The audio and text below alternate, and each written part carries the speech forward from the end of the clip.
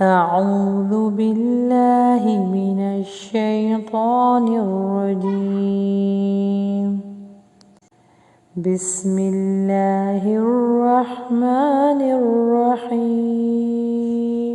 سورہ لقمان فل تجوید کورس لم ترو ان اللہ، یہاں پہ غنہ ہوگا، پھر اس کے بعد ہے سخر لکم، غنہ ہوگا یہاں پہ کم، ما فس سماواتی وما فی الارض واسبغ علی، یہاں پہ حرف لین ہے، جلدی پڑھیں گے، لئی کم نعمہو،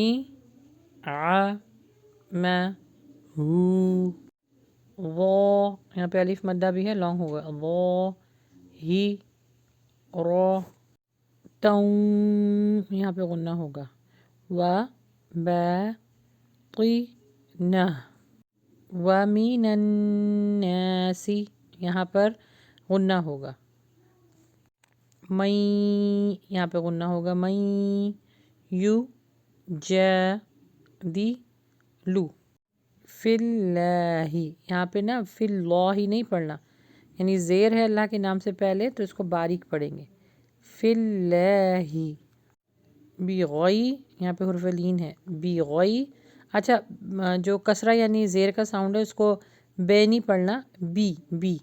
بغیری علم، وا پر ہوٹو کو گول کریں، لا ہدن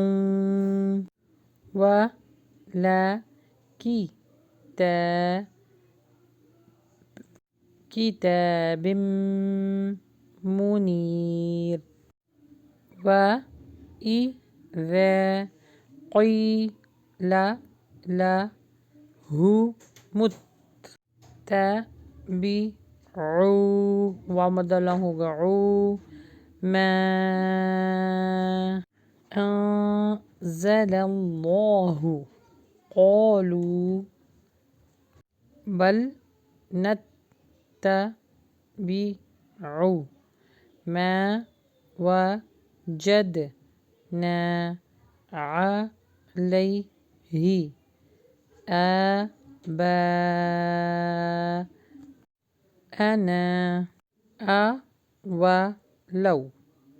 كان الشيء، یہاں پہ حرف لین لگے گا، شیطان، ید، یہاں پہ قلقلہ ہوگا، یدعوہم الی عذاب السعیر۔ اب آئیے اس کی تلاوت سنتے ہیں۔ ألم تروا أن الله سخر لكم ما في السماوات وما في الأرض وأسبغ عليكم نعمه ظاهرة وباطنة ومن الناس من يجادل في الله بغير علم ولا هدى ولا كتاب منير وإذا قيل لهم اتبعوا ما أنزل الله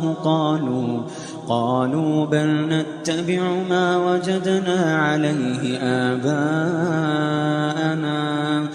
أولو كان الشيطان يدعوهم إلى عذاب السعير۔ ترجمہ، کیا تم نہیں دیکھتے کہ اللہ نے زمین اور آسمان کی ہر چیز کو تمہارے کام میں لگا رکھا ہے اور تمہیں اپنی ظاہری اور باطنی نعمتیں بھرپور دے رکھی ہیں۔ بعض لوگ اللہ کے بارے میں بغیر علم کے اور بغیر ہدایت کے اور بغیر روشن کتاب کے جھگڑا کرتے ہیں۔ آئیے اس کی تفسیر جانتے ہیں۔ کسی چیز کو کسی کے لیے مسخر کر دینا، یعنی کسی کے لیے اس کا تابع کر دینا، اس کی دو صورتیں ہوتی ہیں۔ ایک یہ کہ اس چیز کو اس کے لیے تابع کر دی جائے اور اسے اختیار دے دیا جائے کہ جس طرح چاہے اس کو استعمال کرے۔ دوسری صورت یہ ہے کہ اس چیز کو اس کا نظم و ضبط اس کا پابند کر دیا جائے، جس کی بدولت اس شخص کے لیے وہ نفع ہو جائے اور اس کے مفاد کے لیے وہ خدمت کرتی رہے۔ زمین اور آسمان کی جتنی چیزیں ہیں اللہ سبحانہ تعالیٰ نے انسان کے لیے ایک ہی معنی میں مسخر نہیں کی، بلکہ بعض چیزیں پہلے معنوں میں مسخر کی ہیں اور بعض دوسرے، جیسے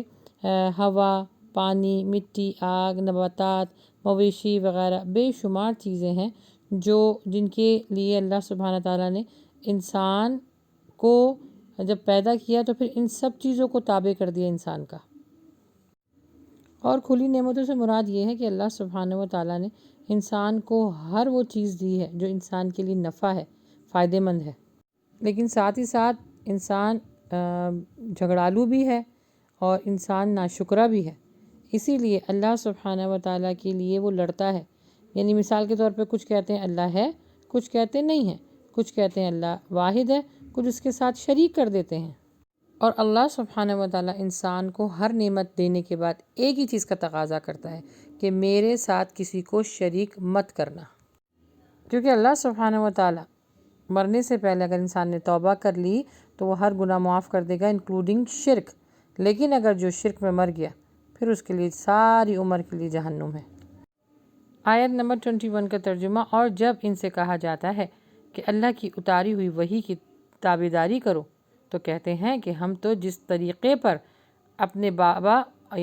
باپ دادا کو پایا ہے اسی کی تابعداری کریں گے، اگرچہ شیطان ان کے بڑوں کو دوزخ کے عذاب کی طرف بلاتا ہو۔ اس کی تفسیر کچھ اس طرح ہے کہ اللہ سبحانہ و تعالیٰ ان لوگوں کو جتنی بھی نعمتیں دیتے تھے یہ ان کی ناشکری کرتے تھے، یہاں تک کہ جب اللہ سبحانہ تعالیٰ نے فرمایا کہ میرے ساتھ کسی کو شریک نہ کرو تو انہوں نے کیا جواب دیا کہ نہیں، ہم تو وہ طریقہ اختیار ہی نہیں کریں گے۔ کیوں؟ کیونکہ ہمارے باپ دادا کو جو طریقہ ہم اس طریقے پہ رہیں گے۔ اور ہرگز اس امر کی دلیل یہ نہیں ہے کہ جو آباء و اجداد کرتے آئے ہیں وہ حق پر ہوں۔ کوئی عقل مند انسان یہ نادانی کی حرکت نہیں کر سکتا اگر اس کے باپ اور دادا گمراہ رہے ہوں تو وہ بھی آنکھیں بند کر کے اسی راہ پر چلے۔ اسی لیے اس وقت ہمیں بھی یہ جاننے کی ضرورت ہے کہ جو کچھ ہماری زندگیوں میں ہمارے آباء و اجداد بدعت کرتے آئے، شرک کرتے آئے، ہمیں بھی جاننے کی ضرورت ہے۔ ہم اب بالغ ہو چکے ہیں، یہ ہمارے پر فرضیت میں آ چکا ہے کہ ہم جانیں کہ جس ڈگر پر ہمارے آباء و اجداد چل رہے تھے کیا وہ صحیح ہے، کیا وہ صحیح تھی۔ اگر صحیح ہے تو اس کو کنٹینیو کریں، اگر صحیح نہیں ہے تو تحقیق کریں، کیونکہ ہمارے آباء و اجداد نے بھی دین کو نہیں پڑھا، بس جو سنا اور اس پر عمل کرتے رہے اور ہمیں بھی اسی پر عمل کرواتے ہیں۔ نماز محمدی پڑھنا سیکھیے، کیونکہ یہ وہ عمل ہے جو اللہ سبحانہ تعالیٰ پوچھے گا، ہر عمل کے ساتھ پوچھے گا، لیکن نماز قبر میں سب سے پہلا سوال یہی ہوگا۔ اللہ سبحانہ تعالیٰ کے سامنے جب کھڑے ہوں گے جب سوال سب سے پہلا یہی ہوگا، تو نماز اپنی درست کریں۔ پھر سب سے بڑی بات یہ کہ بدعت اور شرک سے بچیں، اللہ کے علاوہ اور کسی سے مدد نہ مانگیں۔ غیر اللہ کے نام کی فاتحہ کروانا، پھر وہ کھانا لوگوں کو ڈسٹریبیوٹ کرنا، خود کھا لینا، یاد رکھیں غیر اللہ کی نام پر کھانا کھانا حرام ہے۔ تو اس طرح کی بہت ساری بدعتیں اور شرک ہمارے اندر عام ہیں، تو ہماری یہ سب سے بڑی اول ترجیح ہونی چاہیے